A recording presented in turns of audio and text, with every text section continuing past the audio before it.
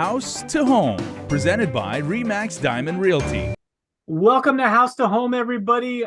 J, G, L, Jason, Gina, Liz. We're going by single letters right now because we have a 3-letter phrase that we want to pass along to you for today's episode is CYD, cover your doggin.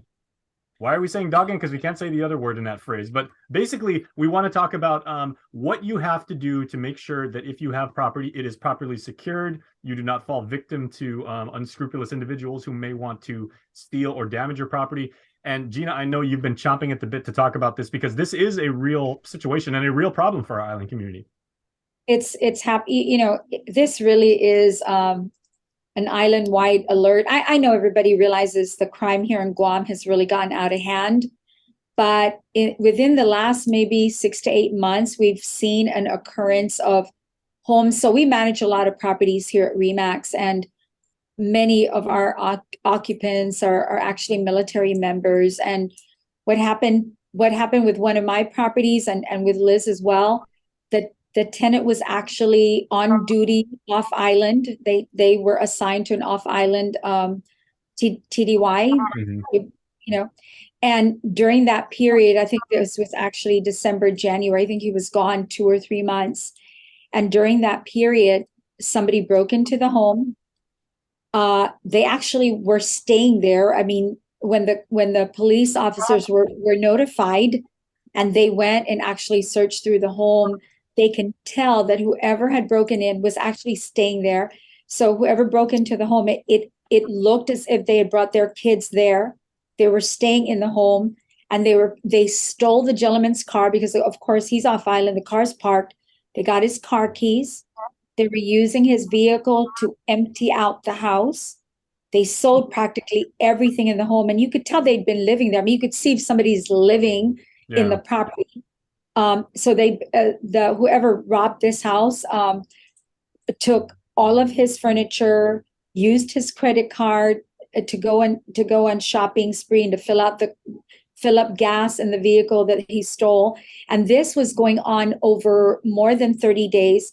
The neighbors did notice that somebody was coming and going, but they just assumed it was the resident's friend who might have been taking care of the house. I mean, we all think good things, but nowadays I caution individuals to, like, if I mean, we don't want people to get in trouble. We don't want to put them in any danger, but maybe call the police and say, hey, I see that there's somebody going back and forth. I know the occupant's off island. Can you just come and knock on the door and check?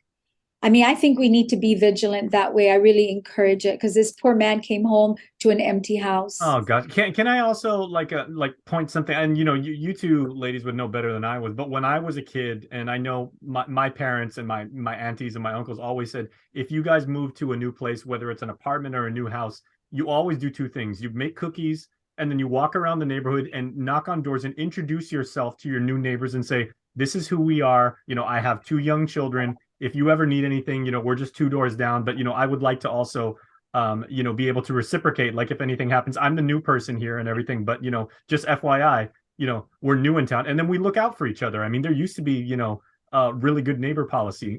But I guess that's a good point by you too. If you see something that looks out of the ordinary, there's no harm in calling the cops. There's no harm, but we want to make sure there's some awareness out in the community because a lot of the burglaries, there are cameras in place. And even at our condo, people came through the beach area and the camera actually shows their faces. They're becoming bolder and bolder. And then in some areas where they cover their face and their eye, they keep their eyes open and they're completely covered. But if you're looking for tattoos, or some identifying factors. So we want awareness out there for tenants, and you as a landlord should advise your tenants about some security measures. Like I said, they're becoming bolder and bolder. So we want to kind of point out a few things. Like you said, notify your neighbors. Well, you don't want to trust every neighbor, but find someone you trust in the neighborhood that could at least keep an eye out if you're gone, and have a caretaker to periodically check the property. We had a tenant that, same as Gina, TDY, They broke in and it was up on the hillside.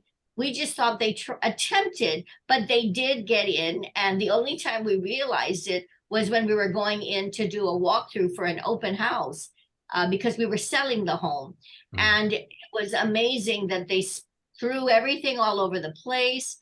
The safe was broken into. I mean, there was sawdust all over. It's like they planned this. So they're really, they're really planning their burglary, their heist throughout the island. And so again, sensor lights are important, so that my sister had them drive by her house at midnight and she had a camera. So she's positioning the camera now to read the license plate number. So as they come in, you could see who it is coming in terms of the license plate. So as the vehicle went through, slowly sensor lights went on. And as he continued to move through the house or past the house, sensor lights kept going in. So what they did is they eventually turned around and left. Sensor lights are critical, security alarms, and there are different type of security alarm systems. But there, one bold thing that happened at Sunrise Villa, they walked straight up to the house. There was a grandmother there, and they told her they were with the HOA and was going to help with the yard.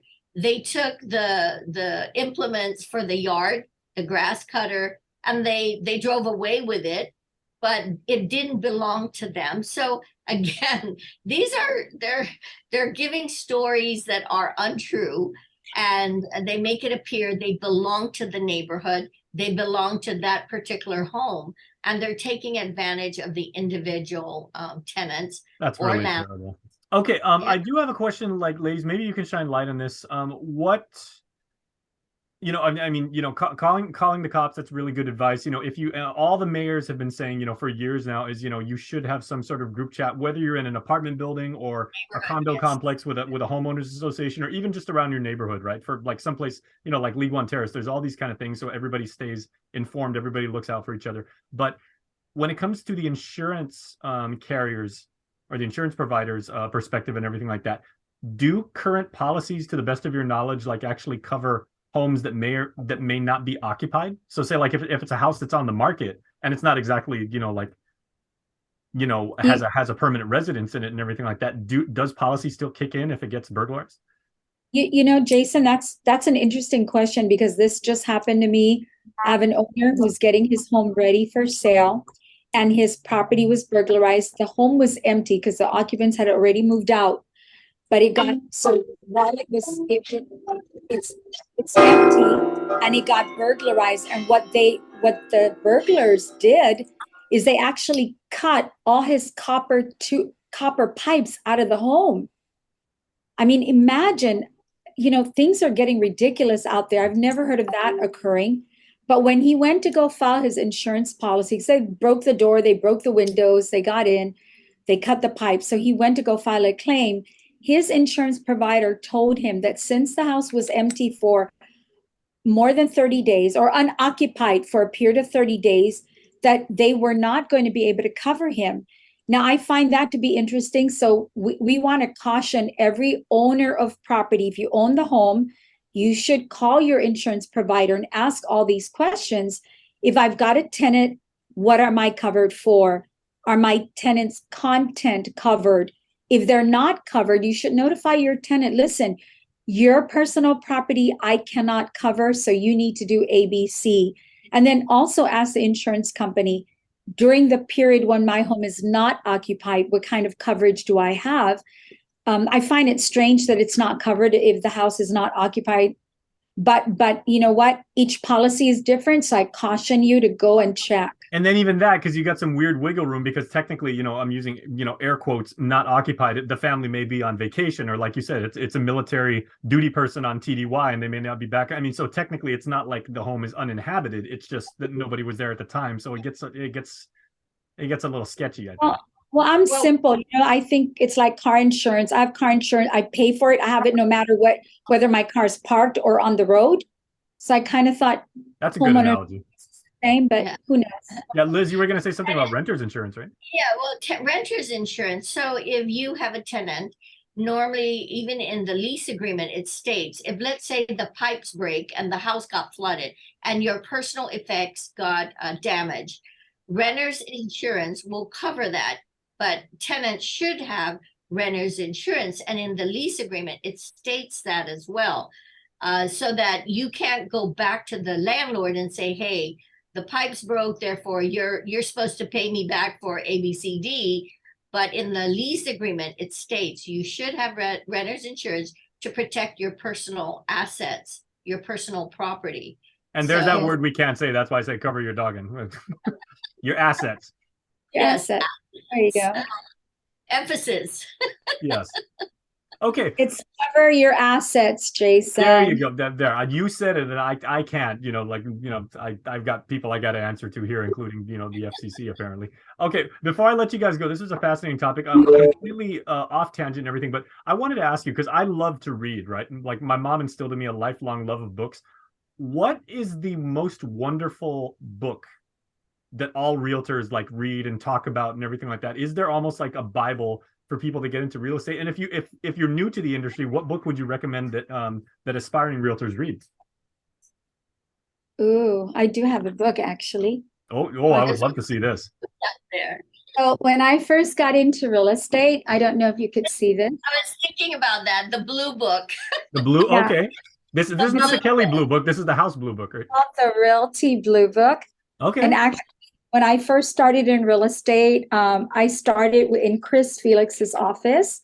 Chris Felix, Century 21 Realty Management. Oh, yeah. I'm not putting in a plug for him, but that's where I started. And he gave me this book. And as you can see, I still have it. And this truly is the Bible of real estate. There you go. I think And you read it cover to cover, both Old Testament and New Testament. I'm assuming. it's, if you go through it, you could see, oh, it's falling apart from all the use, but it's highlighted, it's underlined.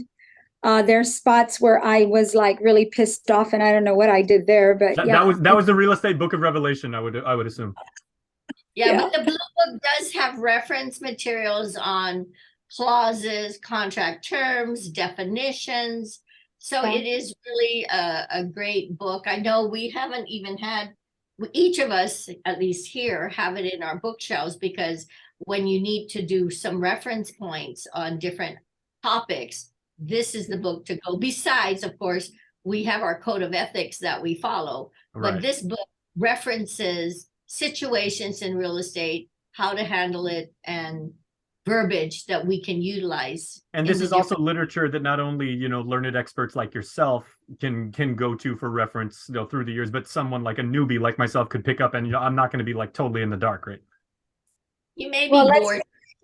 Yeah, let's be real, Jace. Nowadays, I mean, we started, when I started, we didn't have computers yet, okay? So Hmm. that's why this blue book was absolutely essential. Hey, But now, Jason, you can Google. Yeah.